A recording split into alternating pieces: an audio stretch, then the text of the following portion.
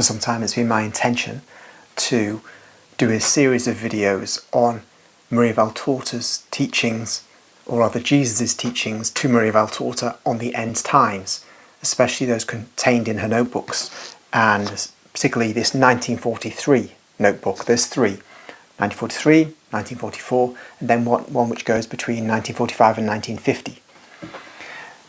But it seems that circumstances are moving apace, and I wanted to focus on a particular statement that Jesus makes in the notebooks about the end times. It's about when they might be. And it just jumped out at me as soon as I first read this over a year, well, much more than a year ago now, many years ago. And I'll mention it now in a certain context, because we have the Middle East getting more and more violent. We've had the invasion of Lebanon by Israeli troops, perhaps on a small scale at this stage, but I can't see them avoiding being sucked in. And I did a video on this last week when I was worried about this, because why should Lebanese people have to go through this? It's bad enough the Gazans already, the people of the West Bank already. Now the Israelis are attacking Lebanon. And it just seems to be they are a kind of plague. They just won't stop. And as if this could ever bring them security.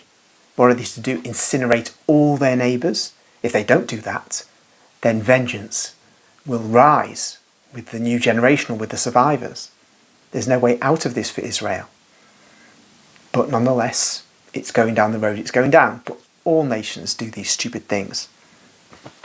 It's just we're able to observe it in real time. A catastrophe greater and greater unfolding.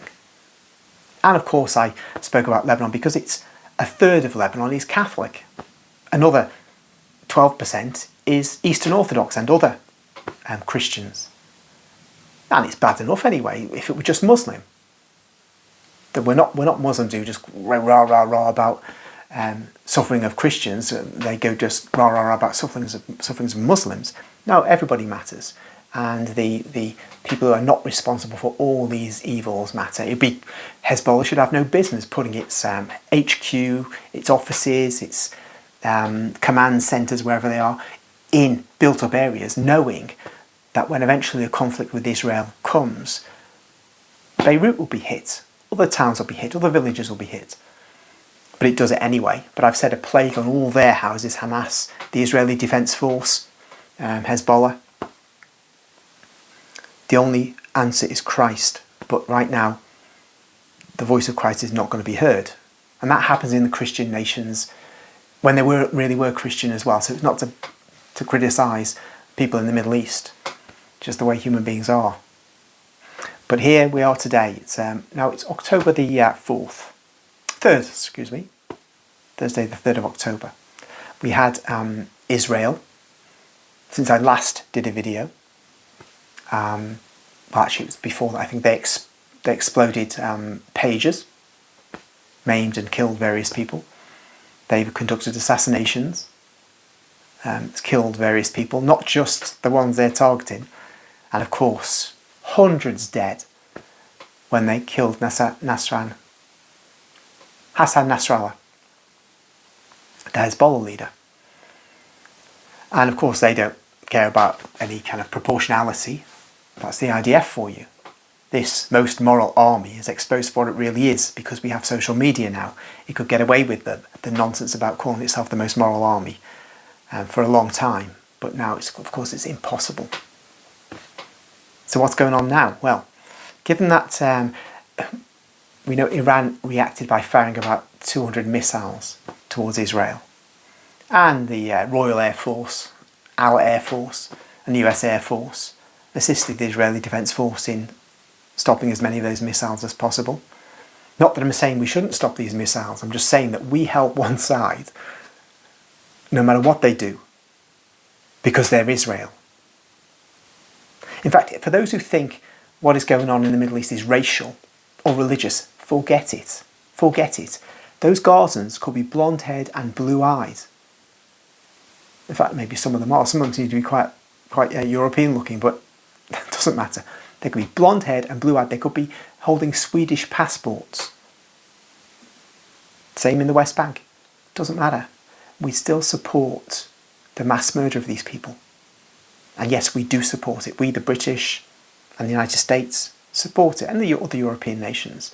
Some, Spain, not quite so much. It's Italy on the fence more. But the big ones, France, Germany, yeah, support. So why do I say if it were blonde-haired, blue-eyed people? Because what matters is that it's Israel deciding who its enemy is and taking out its enemy. So it just does not matter whether you're white or brown, whether your hair is black or whether it's blonde. It just matters whether Israel has decided that you are the enemy or not. Next point, it's not religious. These Gazans, some of them are Christian. Doesn't matter to the Israeli Defence Force nor the Israeli government.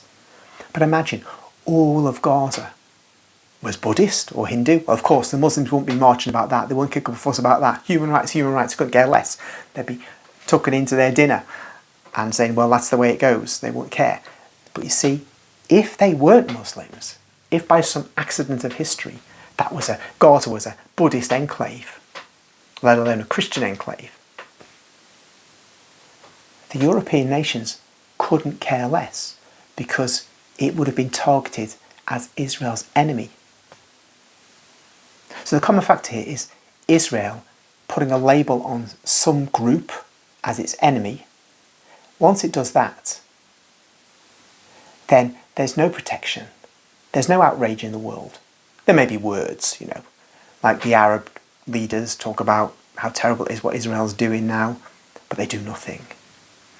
And of course, if they were Buddhists, the Buddhist nations might say, kick up a bit of a fuss, but they do nothing. Nobody dares do anything. Because Israel has decided this group is its enemy, or that group is its enemy. And if Israel decides that, because Israel controls the United States foreign policy, or the powerful forces in Israel are pretty much the same as the powerful forces in the United States, there's never going to be anybody telling Israel to stop what it's doing. Now it's the Lebanese people. And in a very deep sense, in a baptismal sense, in a part of the new Israel, the real Israel, the Catholic Church, they are our people. They're being decimated. And the poor Muslims are being decimated too. So this resulted in the 200 missiles. All this resulted in the 200 missiles from Iran, maybe 180 I think it was. And now Israel said it will not go unanswered. So what next? What does Iran do? Well, what does Israel do? And then the question is, what does is Iran's response after that? First thing about Israel's response, just reading from the BBC website here. I've said it before, BBC, waste of time. But there's some useful information on there. One article, just read it. 4:30 today, so just a couple of hours ago. We reported earlier on some remarks President Biden made to White House reporters about whether an Israeli strike on Iran was imminent. He said, quotes, "There is nothing going to happen today," unquote, while reminding journalists, quotes, "We don't," quote, "allow," unquote, "Israel. We advise Israel," unquote. Well, when Biden says nothing's going to happen today, that doesn't mean nothing's going to happen today. The Israelis have got him in their pocket. They have since day one. Same with most American politicians. They'll do something today if they think it's appropriate for them to do so, if it's opportune for them to do so. And he says, we don't allow Israel, we advise Israel.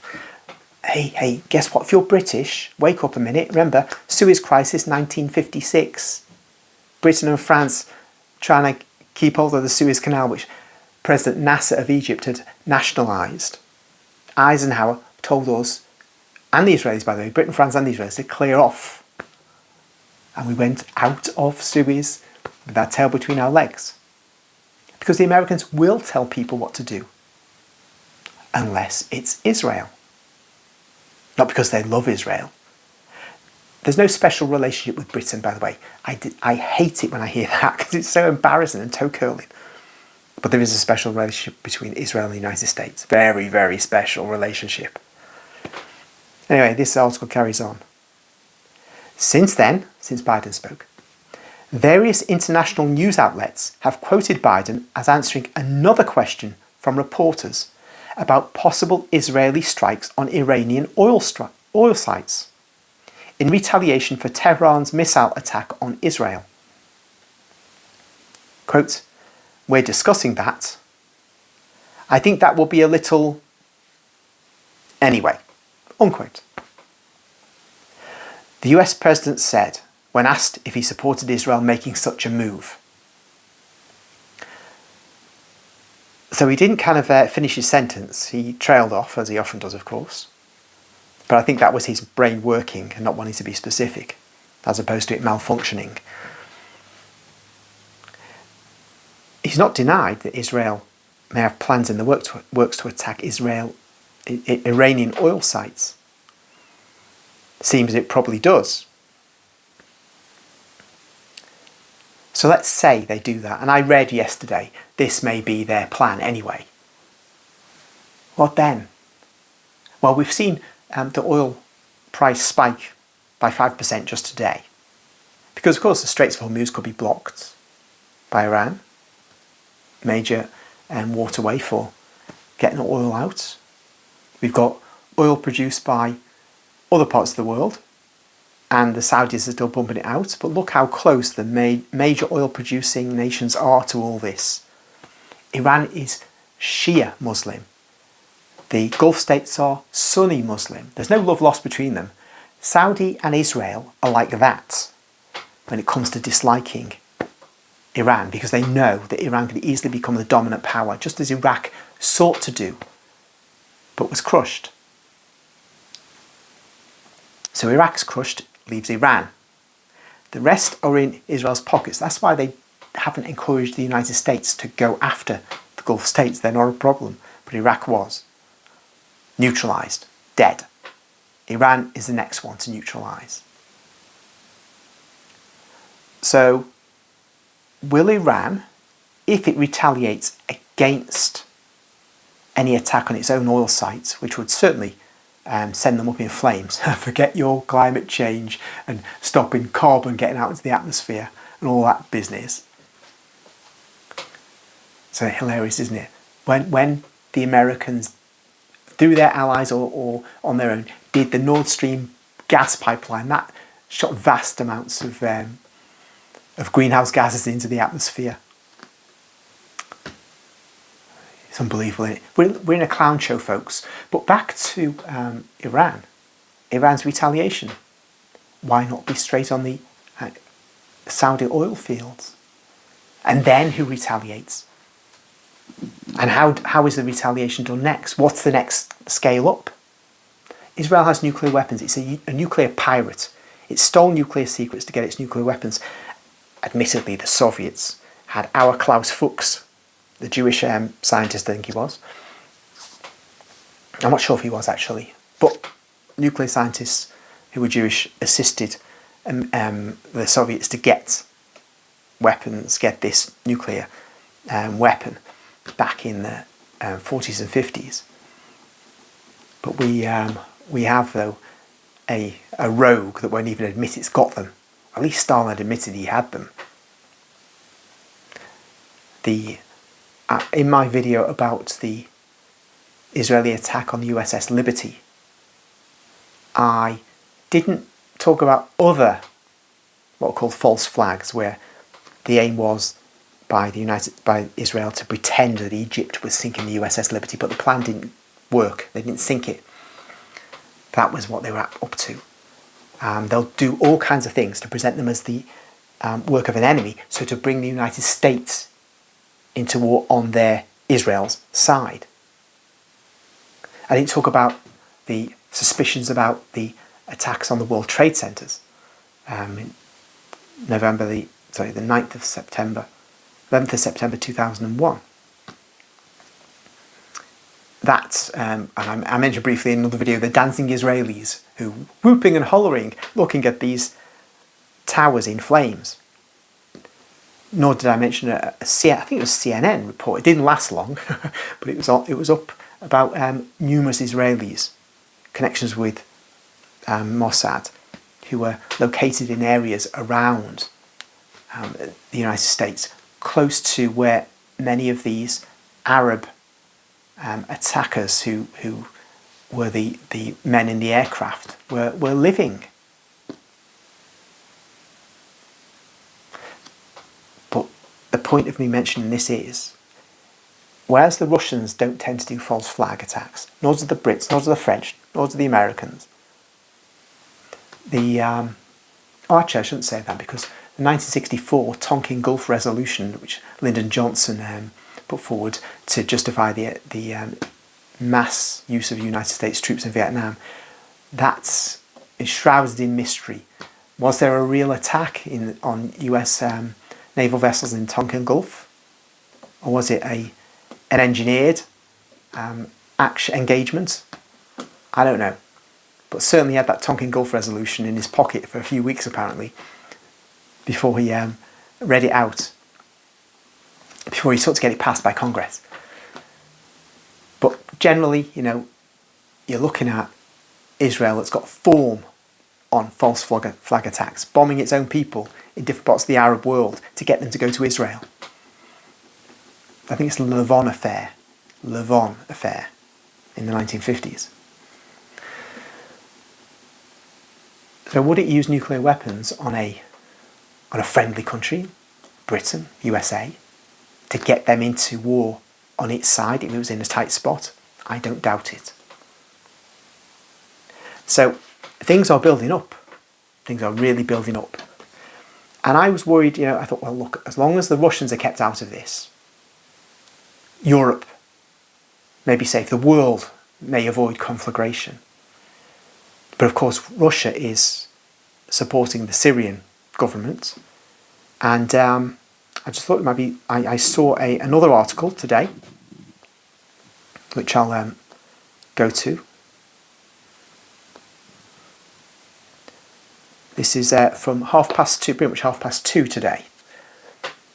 So, it jumped forward. Let me get to that again.